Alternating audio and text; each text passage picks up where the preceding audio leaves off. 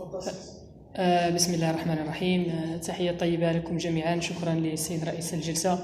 شكر موصول أيضا للمدرسة الوطنية للتربية والتكوين على هذه الندوة. مداخلتي حول بعنوان قياس المهارات الحياتية في السياق التربوي المغربي، قراءة في تقرير لليونيسيف سنة 19 و2000. فيما يخص سأتناول بعض المحاور وهي كالتالي: المقدمة، ثم المراحل المحتملة لتطوير المهارات الحياتية، ثم أدوات قياس المهارات الحياتية، ثم تكييف المقاييس وبناؤها، وسأصل إلى الخلاصات. فكما نعرف فإن مناطق الشرق الأوسط وشمال إفريقيا عموما وخاصة منها المغرب تعرف اضطرابا في العديد من المجالات، والتي أكدت عليها العديد من الاختبارات العالمية وكذلك المنظمات العالمية. على سبيل المثال اختبارات بيرز وتيمز وبيزا أكدت على أن المغرب يعاني من ضعف على مستوى التعليم، بالرغم من أن هذه الاختبارات يجب أن تطرح عليها علامات استفهام عن طريقة تمرينها. كما أكدت منظمة العمل الدولية أيضا في تقرير لها في سنة 19 و2000 ارتفاع معدلات البطالة في مناطق الشرق الأوسط وشمال إفريقيا وخاصة المغرب. أكدت أيضا هيئة إنقاذ الأطفال في تقرير لها لسنة 19 و2000 عن ارتفاع معدلات العنف. لهذا هذه الأسباب دفعت منظمة اليونيسيف إلى اعتماد برنامج لتطوير المهارات الحياتية والمواطنة الفعالة في مناطق الشرق الأوسط. وبناء عليه فالمهارات الحياتية في مناطق الشرق الأوسط وشمال إفريقيا خاصة المغرب تعرف عدة تحديات، من بينها القياس. كيف نقيس هذه المهارات من أجل تطويرها ومن أجل تقييمها؟ ففي سنة 19 و2000 عملت اليونيسيف بشراكة مع البنك الدولي على إصدار تقرير كان يحمل عنوان قياس المهارات الحياتية في سياق تعليم المهارات الحياتية والمواطنة في مناطق الشرق الأوسط وشمال إفريقيا، والذي يضم أهم المقاييس والاختبارات لقياس المهارات الحياتية. وبناء على هذا التقديم نطرح سؤالا كإشكالية أساسية لهذه المداخلة: ما مدى ملائمة هذه المقاييس التي جمعتها منظمة اليونيسيف للسياق التربوي المغربي؟ ولكن قبل أن نمر إلى الأدوات لابد أن نشير إلى أهم نقطة مهمة، ألا وهي المرحلة العمرية التي تظهر فيها هذه المهارات الحياتية، باعتبارها نقطة أساسية يلعب دورا في قياس أو في تأسيس ولا في بناء المقاييس النفسية أو التربوية. فكما نلاحظ من خلال الجدول أن أغلب المهارات الحياتية تظهر في الطفولة، ما عدا بعض المهارات كاتخاذ القرار مثلا والمشاركة والتفاوض إلى غير ذلك تحتاج إلى قدرات عليا من أجل تطويرها. فيما يخص هذا التقرير الذي نشرته اليونيسيف، اعتمد على مجموعة من الدراسات التي قال عنها الباحثون أنها مفهرسة في المجلات العالمية، والجدول يبين عدد الدراسات التي اعتمدها التقرير والمقاييس التي استعملوها من أجل قياس هذه المهارات الحياتية، والمرحلة العمرية التي استهدفت هذه الدراسات والمقاييس، ثم الحدود المكانية التي نلاحظ بأن الولايات المتحدة الأمريكية تكاد تطغى على هذه المقاييس، باعتبار أن الولايات المتحدة الأمريكية تهتم بالمقاييس، في حين نلاحظ أن الدول العربية نجد فقط 4 دول، والتي يوضحها الجدول التالي. من خلال الدراسات التي اعتمدها هذا التقرير والمقاييس التي طبقت في الدول العربية نجد 4 مقاييس: مقياس حل المشكلات طبق في مصر، مقياس سمات الشخصية طبق في الكويت، قياس قدرة الصمود في فلسطين، وقدرة القابلية التنمية في لبنان. بناء عليه فمجموع الأدوات التي أحصتها منظمة اليونيسيف في قياس المهارات الحياتية حوالي 78 مقياسا هو المتوفر. ما متاح للاستخدام العام هو حوالي 37 مقياسا، حوالي 50%.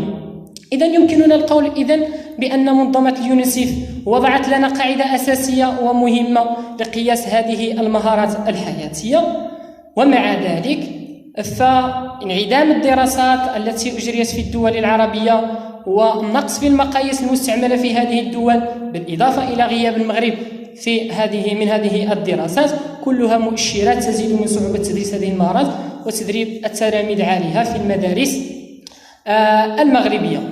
إذن نطرح سؤال: كيف يمكن للسياق التربوي المغربي أن يستفيد من هذه المقاييس التي وضعتها منظمة اليونسيف في تقريرها؟ هناك أمرين أساسيين لا بد منهما من أجل الاستفادة من هذه المقاييس، وإلا فلن يكون لها معنى في السياق التربوي المغربي، ألا وهو التكييف، وهناك من يسميه بالتعيير أو التبيين، وهناك أيضا البناء. ما الذي نكيفه وما الذي نبني في هذه المقاييس؟ نكيف المقاييس المتاحة، مقياس متاح للاستعمال العام لكنه بلغة أجنبية وفق خصوصيات ثقافية واجتماعية وجغرافية واقتصادية لبلد معين. هنا يمكننا أن نكيفه دون أن نرجع إلى بنائه من البداية. وهناك عملية بناء المقاييس نقوم بها في حالة عدم إتاحة المقاييس لمهارات معينة، أو يمكننا أيضا أن نبني اختبارا أو مقياسا من المقاييس المتاحة إذا كان لم يستجيب للخصوصيات البيئة التي نود تطبيق هذا الاختبار فيها. فما أهم الخطوات أساسية لتكييف أو بناء مقاييس نفسية وتربوية تتماشى مع خصوصيات السياق التربوي المغربي؟ لتكييف مقياس نفسي أو تربوي، أولا نقوم بترجمة هذا الاختبار من لغته الأصل إلى اللغة العربية أو الدارجة أو الأمازيغية حسب الجهة التي تود استعمال. كيف ذلك؟ ذلك عن طريق مترجمين يتقنان اللغة الأصلية للمقياس واللغة التي يريدون أن يترجموا إليها. وشرط ثاني ألا وهو يجب على هذين المترجمين أحدهما أن يكون متخصصا في اللغة والثاني متخصصا في موضوع المقياس. على سبيل المثال اتخاذ القرار لا بد لنا من متخصص في السيكولوجيا. ثم بعد ذلك نقوم بإعادة هذه الترجمة من اللغة التي ترجم من اللغة العربية مثلا إلى لغتها الأصل من أجل المقارنة بين اللغة الأصلية للمقياس والترجمة التي ترجمها المتخصصون. ثم بعد ذلك نقوم بتعديل البنود والفقرات التي يحتويها هذا المقياس تبعا لخصوصيات البيئة أو خصوصيات الثقافية المغربية. ثم بعد ذلك لا بد من تحكيم وعرض هذا المقياس على محكمين يمكن أن يدرج فيها أن يساهم فيها المترجمون السابقون. ثم بعد ذلك نقوم بدراسة استطلاعية، وبعد ذلك نقوم بحساب الخصائص السيكومترية لهذا المقياس من أجل اعتماده. ومن بين من أهم الخصائص السيكومترية التي يمكن التحقق منها ألا هو الصدق باعتباره قياس ما مدى ملائمة هذا الاختبار وما مدى قياسه لما وضع من أجله. ثم الثبات ألا وهو ثبات هذا المقياس في عدة دراسات أجري عليه. فيما يخص بناء المقاييس لا يختلف كثيرا عن التكييف، إلا أنه عندما نريد أن نبني مقياسا لابد أن ننظر ونراجع الدراسات السابقة التي أجريت في الموضوع الذي نود بناء مقياس له. ثم بعد ذلك نقوم بصياغة البنود. على سبيل المثال اتخاذ القرار، بند مثلا هل تطرح عبارة أو بند في الاختبار في المقياس مثلا أقرر في قراراتي المصيرية بمفردي أو أطلب مساعدة من أصدقائي في القرارات المصيرية. ثم نقوم بتحكيم بعرض هذا المقياس على المحكمين. ثم بعد ذلك نقوم بدراسة استطلاعية للتأكد من وضوح البنود وحساب المدة المستغرقة، ثم أخذ رأي المشاركين الذي يعتبر أساسيا في بناء المقاييس. ثم بعد ذلك نقوم بالدراسة الأساسية على عينة تمثيلية يجب أن تكون كبيرة. ثم نتحقق من الخصائص السيكومترية ألا وهو الصدق والثبات. ثم نضيف أيضا الموضوعية التي نقوم بها بتطبيقات تطبيقات إلكترونية مثلا SPSS أو JASP. كخلاصة فإن يمكننا القول أن المهارات الحياتية تساعد الفرد على الاندماج في سوق الشغل، وكذلك ترفع من مردودية التعليم. من أجل ذلك عملت اليونيسيف وأقرتها في مناطق الشرق الأوسط وشمال إفريقيا، وبمشاركة مع البنك الدولي قامت اليونيسيف بجمع أهم الأدوات المتوفرة في قياس المهارات الحياتية. لكن هذه المقاييس لا تصلح في السياق التربوي المغربي إلا عن طريق تكييفها أو بنائها، وذلك من خلال منهجية علمية صارمة. وهذه بعض المراجع المعتمدة، وشكرا لكم على حسن الإنصات.